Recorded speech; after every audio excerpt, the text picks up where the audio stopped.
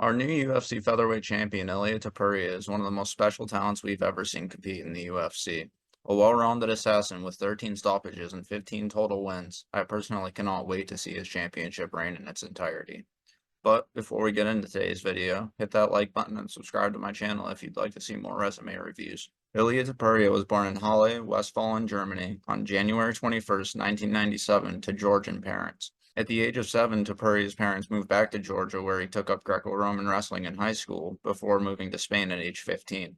In Spain, Topuria began going to an MMA gym called the Clement Club in 2012, an affiliation that still prepares him for all of his fight camps to this day.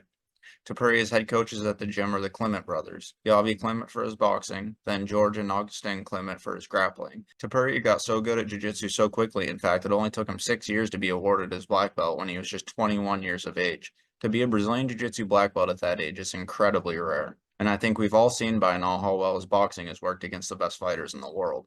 Topuria made his professional MMA debut against a 3-5 opponent, winning the fight via triangle choke at 3:30 of round 1.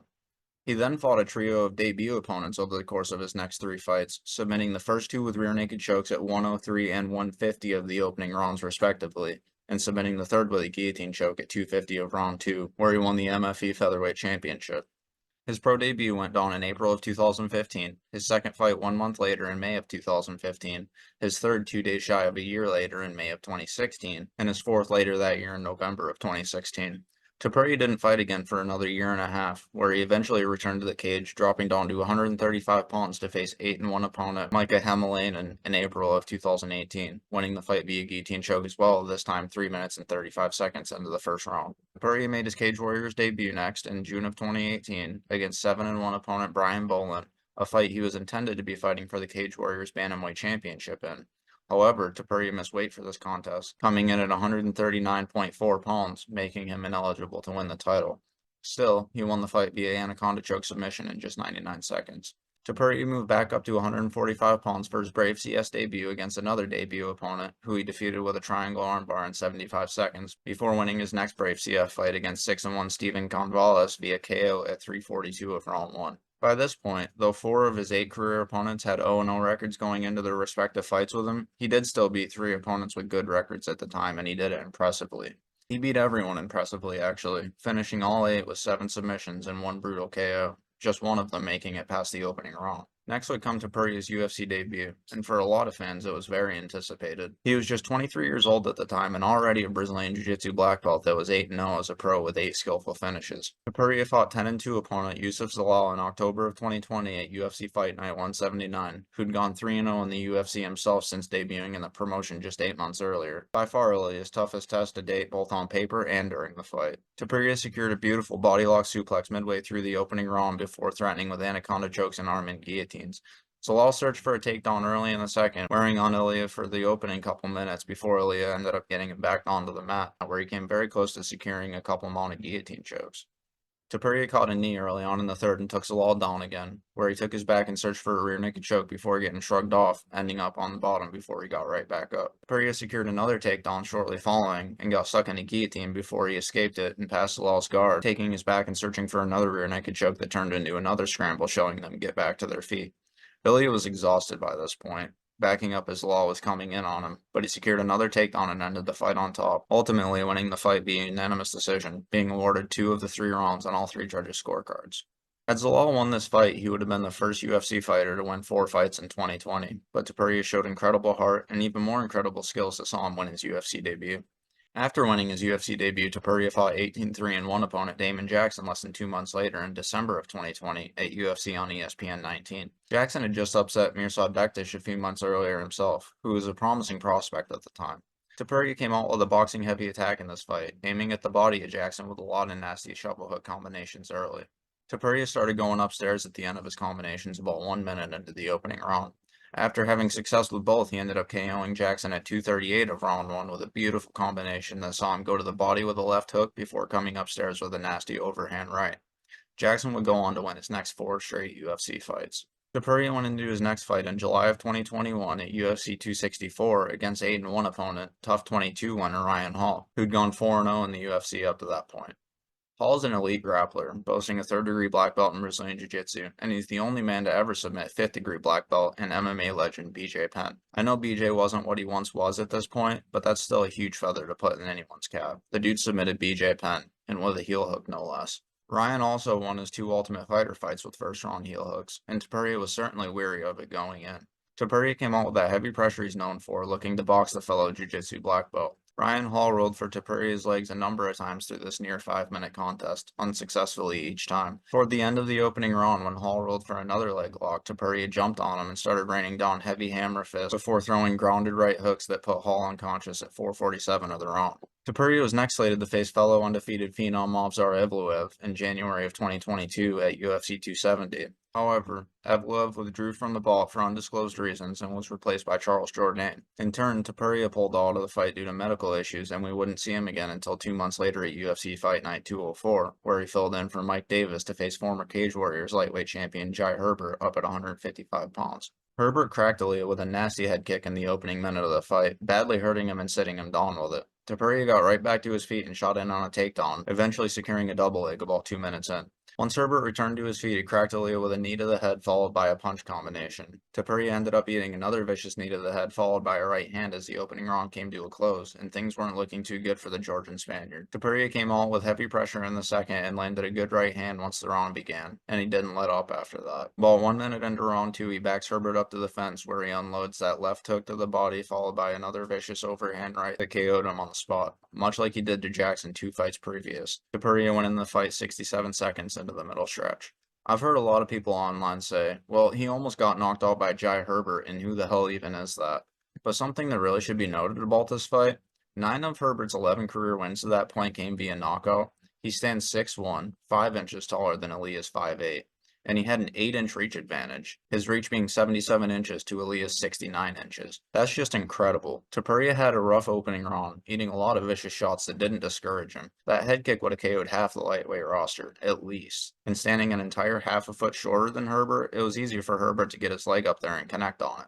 But round 2 showed a much different story. Topuria came out like the first round never happened, made the right adjustments, found his range, and KO'd a very skilled kickboxer before the midway point of the fight.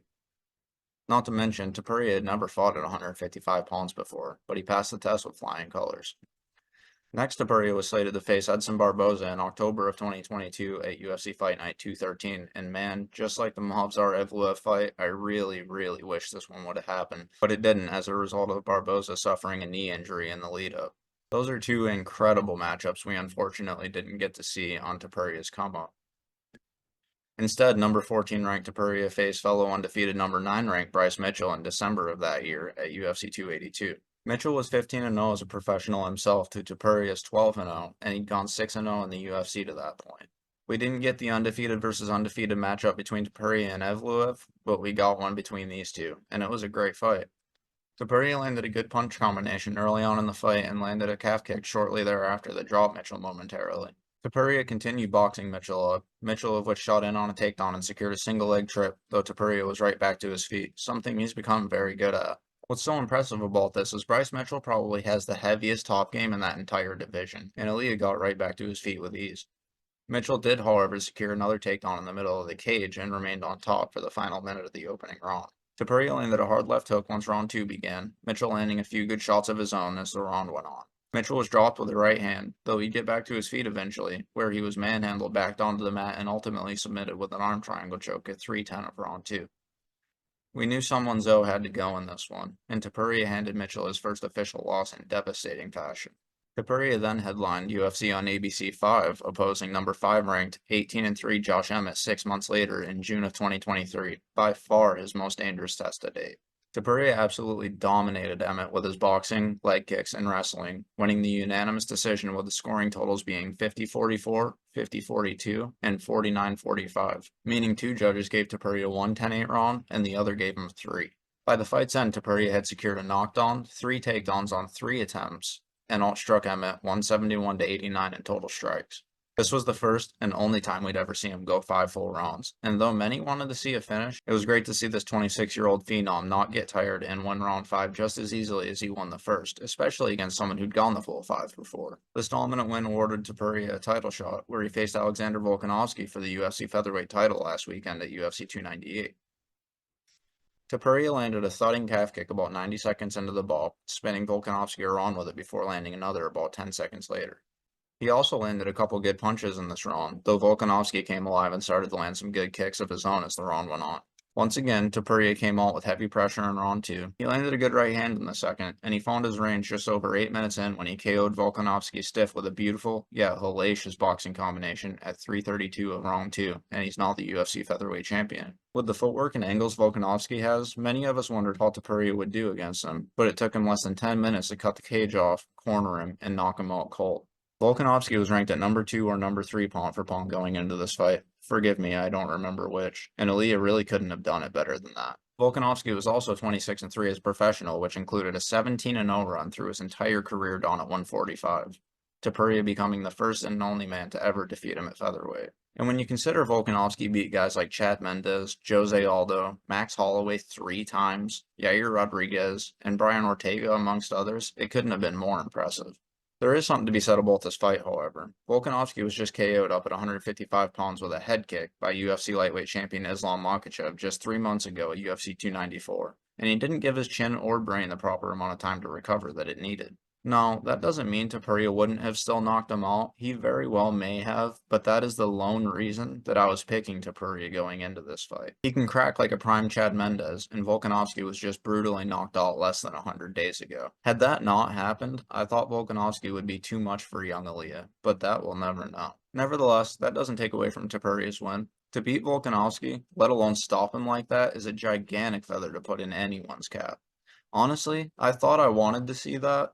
I wanted to be right about my pick, but the second it happened, my heart just sank. The Volkanovski era is over. There are some parallels between this fight and Conor McGregor's fight with Jose Aldo that I'd not like to mention.